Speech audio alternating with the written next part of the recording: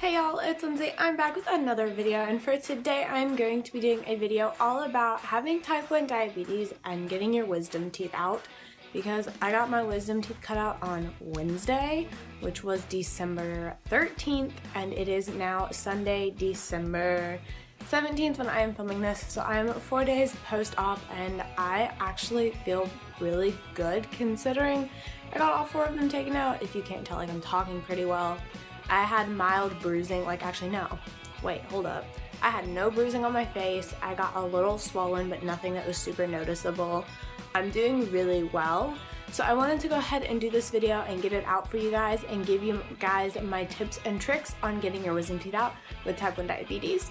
And before we get started on this video, make sure you're following me on all my social medias. They're always linked in the description below. I'm trying to be more active on my Instagram, so you should definitely follow me.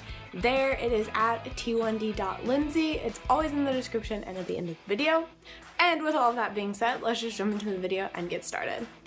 Okay, so the first thing that I recommend that you do when getting your wisdom teeth out is to obviously call and make an appointment. When you make an appointment, make sure that they know that you're type 1 diabetic, because that is super, super important going into any kind of surgery. This is the first surgery I've ever had, so obviously I was a little more stressed out than most people who have had more surgeries than me would be, but I was definitely a little worried about that. So I called them a couple days before and made sure that they had on like the chart about me that I was a type 1 diabetic, just so that they knew going into the surgery. The second thing that I would do, or that they tell you to do, is not to eat or drink anything for 6 hours prior to your surgery. For me, this was kind of a big concern because I tend to get low in the middle of the night, and I was like, okay, so I'm getting my wisdom teeth out at 11:30, so let's say I get low at 6:30. That's 5 hours away from my surgery, not 6, so I can't eat anything. So I called the place that I got my wisdom teeth out, and they recommended 2 different things, which I thought was kind of interesting. They recommended glucose tabs, which I never eat. If you know me in real life, I hate these things. I think they're nasty. They only have like 4 carbs per tab, so they recommended glucose tabs or this glucose gel, which I had never had until the day of my wisdom teeth removal. This stuff is nasty. I think it's the texture and the consistency, but not very good. But they did recommend these, so I went up and picked up a couple of these just to have in my house. You can get these, obviously these are the Walgreens brands. You can get these at Walgreens or Rite Aid or Walmart, I believe. And I think these were like $2 a piece, and these were like $1.50 a piece. So they're definitely affordable, and I would definitely recommend picking them up, just in case you do get low the night before your wisdom teeth removal. Okay, so the third thing that I recommend doing is, if you know you tend to get low in the middle of the night, maybe you should set like a temp basal rate on your insulin pump the night before your surgery so you don't get low during your surgery.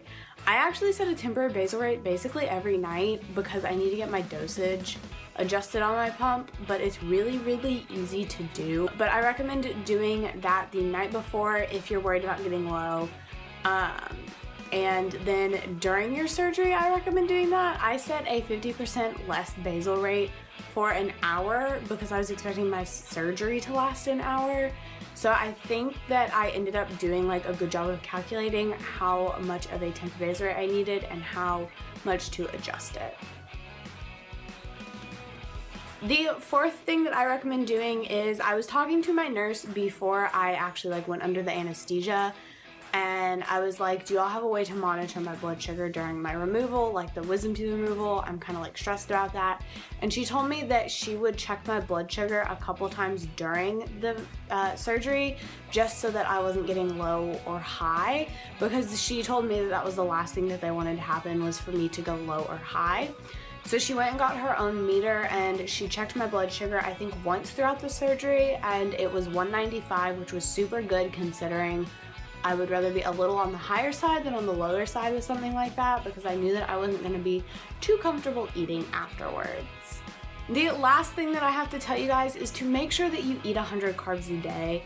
I know that this can be really difficult, like when you're sick, or obviously like if your mouth is sore or you have oral surgery, like your wisdom teeth removed, but it's still super important as a diabetic to make sure that you are eating 100 carbs a day, whether that be through drinking like regular Sprite, eating pudding or ice cream or whatever you have to do. Just try to get those 100 carbs in a day. I've struggled with that a little bit just because it's super uncomfortable to eat certain foods, but I'm doing pretty well with it and I can't really complain because I've had a very quick recovery. But just make sure you eat your 100 carbs a day because it's super important as a diabetic. Thank you all so much for watching. If you enjoyed this video, give it a big thumbs up. Comment down below if you've had your wisdom teeth removed and how your recovery went, because I'm super curious to know, because mine's gone really well.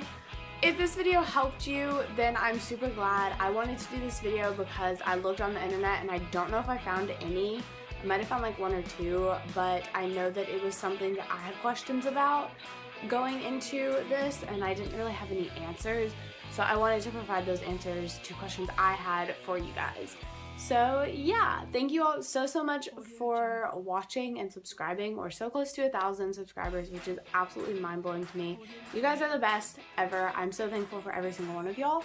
I will see you in my next video. I love y'all so much. Bye!